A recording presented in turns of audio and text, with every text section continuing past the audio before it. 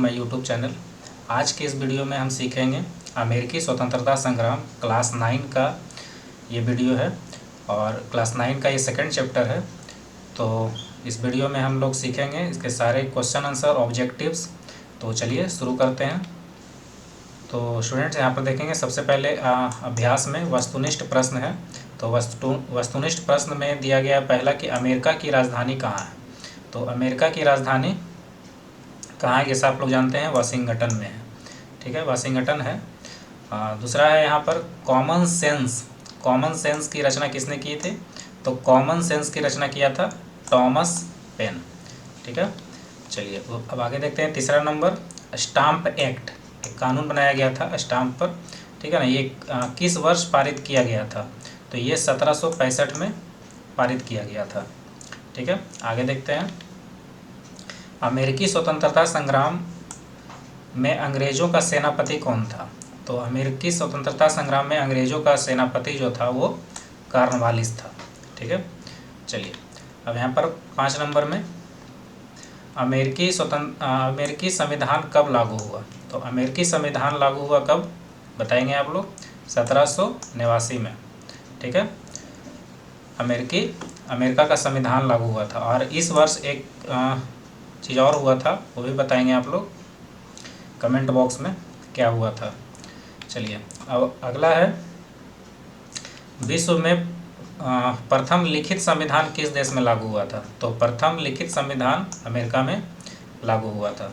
ठीक है, चलिए अगला देखते हैं। किस संधि के द्वारा अमेरिकी स्वतंत्रता संग्राम को मान्यता मिली थी? किस संधि? एक संधि हुआ था जिसके तहत अमेरिकी स्वतंत्रता संग्राम को मान्यता मिला था। तो कौन सी संधि थी? तो वो थी पेरिस की संधि। ठीक है, इसे याद रखेंगे, पेरिस की संधि। चलिए अगला है अमेरिकी स्वतंत्रता संग्राम में अमेरिका का सेनापति कौन था? तो अमेरिका का सेनापति, जिस समय अमेरिकी स्वतंत्रता संग्राम हो रहा था तो उस समय अमेरिका का सेनापति कौन था? यहाँ पर देखिए सेनापति पूछ रहा है। चलिए अब अगला देखते हैं। 9 नंबर में अमेरिका के प्रथम राष्ट्रपति कौन थे? देखिए यहाँ राष्ट्रपति पूछा जा रहा है। ठीक है, तो कौन थे राष्ट्रपति प्रथम? तो ये थे वाशिंगटन, जिनका पूरा नाम था जॉर्ज वाशिंगटन। ठीक है, याद रखेंगे। अगला है सप्तवर्षीय युद्ध किन 2 देशों में हुआ था? एक युद्ध हुआ था, इस युद्ध का नाम था सप्तवर्षीय युद्ध। कौन से 2 देशों के बीच में हुआ था? तो वो हुआ था ब्रिटेन और फ्रांस के बीच में। ठीक है, ब्रिटेन और फ्रांस के बीच में। चलिए अब अगला देखते हैं। यहाँ पर कहता है कि रिक्त स्थानों की पूर्ति करें। तो चलिए पूर्ति कर देते हैं। यहाँ पर पहला पूछ रहा है कि लेसेज फेयर का सिद्धांत। ठीक है, लेसेज फेयर होता था क्या? व्यापार की नीति थी एक, है ना, ये व्यापार की नीति थी लेसेज फेयर। तो ये सिद्धांत खाली स्थान ने दिया था। किसने दिया था? तो यहाँ पर आप लोग लिखेंगे एडम स्मिथ। ठीक है, एडम स्मिथ। ठीक है, चलिए दूसरा है यहाँ पर शक्ति का पृथक्करण का सिद्धांत। शक्ति के पृथक्करण का सिद्धांत खाली स्थान ने दिया था। किसने दिया था? तो शक्ति के पृथक्करण का सिद्धांत जो दिया था वो मॉन्टेस्क्यू। ठीक है, यहाँ पर लिख देंगे आप लोग मॉन्टेस्क्यू। ठीक है, चलिए तीसरा है यहाँ पर सेनापति लफाइते। खाली स्थान रहने वाला था। कहाँ का रहने वाला था सेनापति लफाइते? तो ये फ्रांस का रहने वाला था। कहाँ का रहने वाला था? फ्रांस का रहने वाला था। आप लोग इसको भर लेंगे, फ्रांस का रहने वाला था। चलिए अगला देखते हैं। जॉर्ज तृतीय इंग्लैंड का क्या था? शासक था। क्या था? शासक था। यहाँ पर शासक भरेंगे। ठीक है, चलिए अगला है धर्मनिरपेक्ष राज्य की स्थापना सर्वप्रथम कहाँ बनाया गया था? तो ये अमेरिका में हुई थी। ठीक है, अमेरिका जो था सर्वप्रथम धर्मनिरपेक्ष राज्य बनाया गया था अमेरिका। ठीक है, चलिए अब है नई दुनिया। देखिए अमेरिका को नई दुनिया भी कहते हैं। ठीक है, पता किसने लगाया था? तो नई दुनिया का पता जैसा कि जानते हैं हम लोग कि अमेरिका की खोज किसने किया था? तो कोलंबस। तो यहाँ पर कोलंबस भरेंगे। ठीक है, कोलंबस।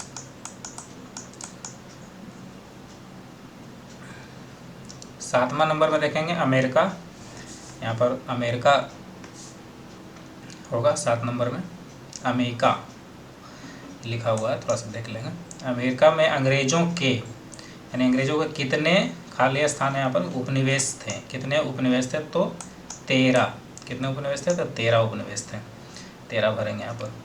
चलिए 8वां नंबर में देखते हैं क्या, सर्वप्रथम आधुनिक गणतंत्रात्मक शासन की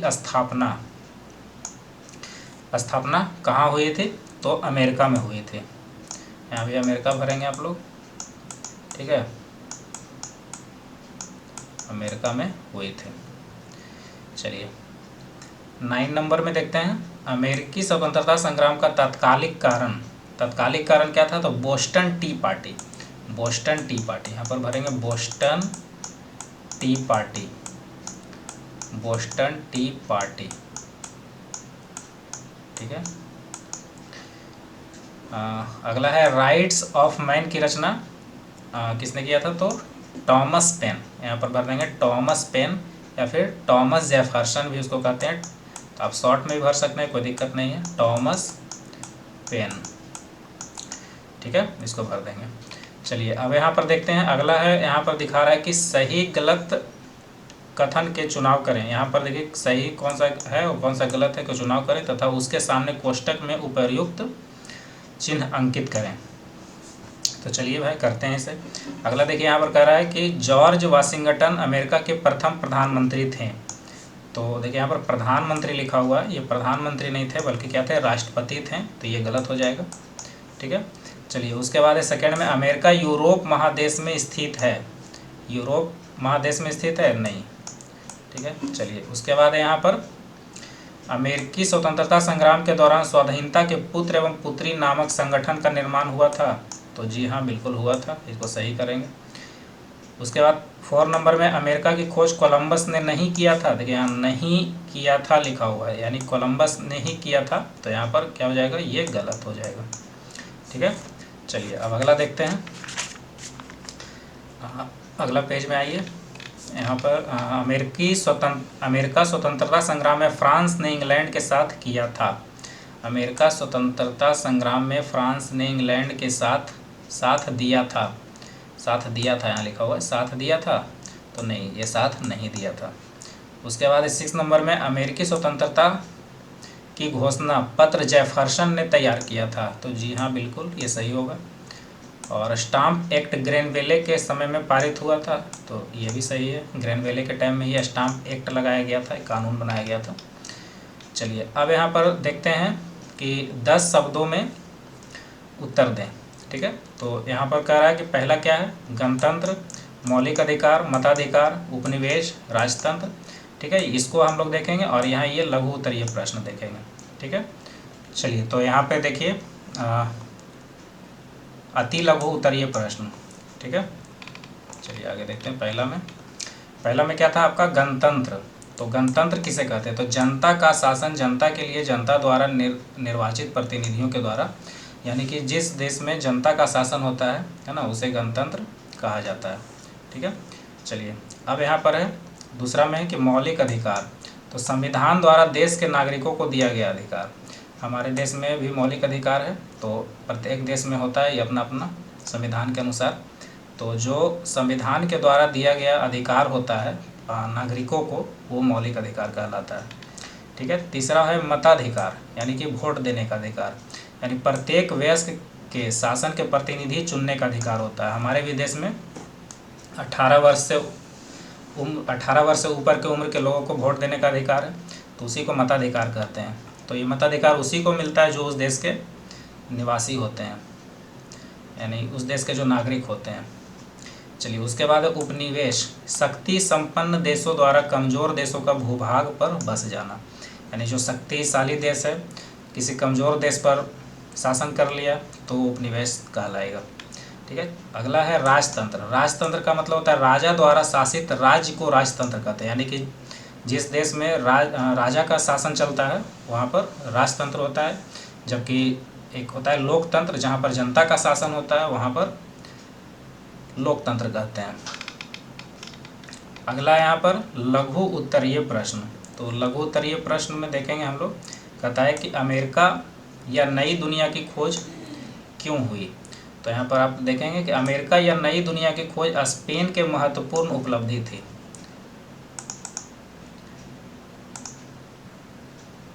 ठीक है, स्पेन की महत्वपूर्ण उपलब्धि थी। इसे यूरोप और अमेरिका के बीच समुद्री यात्रा को बढ़ावा मिला। ठीक है, चलिए अगला सेकंड नंबर क्वेश्चन में आते हैं। नई दुनिया की खोज इंग्लैंड के लिए वरदान साबित हुआ, कैसे? तो देखिए, नई दुनिया की खोज के कारण इंग्लैंड ने अपने 13 उपनिवेश स्थापित कर लिए।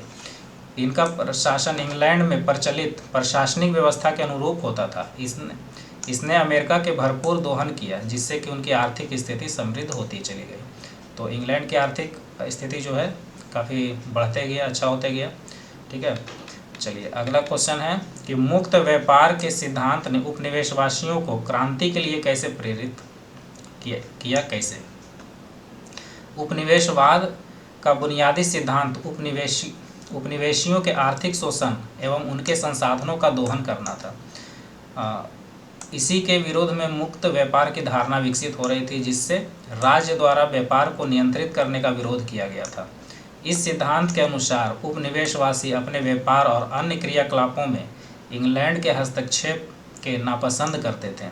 इसी ने उपनिवेशवासियों को क्रांति के लिए प्रेरित किया था।